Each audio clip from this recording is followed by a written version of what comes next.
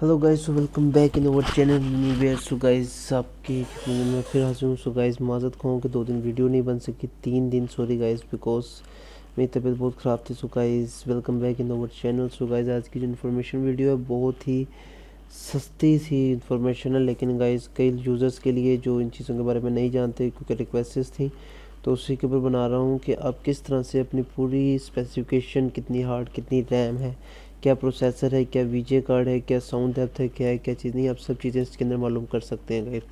So guys, video start करने से पहले एक ही रिक्वेस्ट होती है आपसे कि चैनल को सब्सक्राइब करें, वीडियो को लाइक करें और एक प्यारा सा कमेंट वीडियो सेशन में करते हुए जाएं और वीडियो को आगे ज़्यादा से ज़्यादा शेयर करें।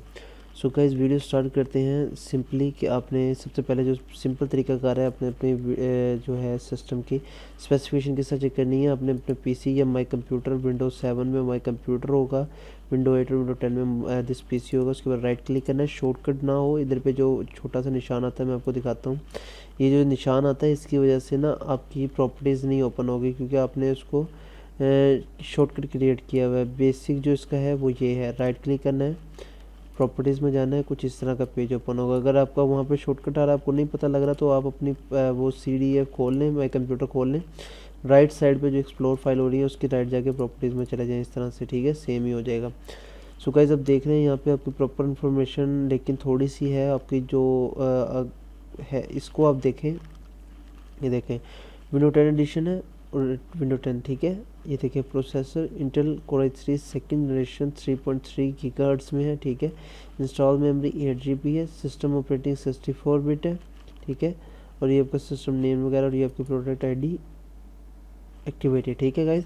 अब आपने इसको डिटेल में किस तरह देखना है कि आपको मैन्युफैक्चरिंग मॉडल क्या है, सिस्टम का क्या है, क्या नहीं है, बिल्कुल detail, end to end detail में जाके गाइज। उसका तरीका इस तरह से है, आप अपना कीबोर्ड ओपन करें, कीबोर्ड के ऊपर आपने विंडो की दबा के रखनी है, ये की को प्रेस करके रखना है और R की को दबाना है, ठीक है, विंडो R।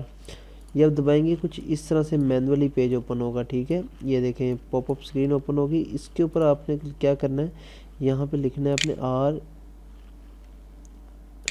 DXDIAG,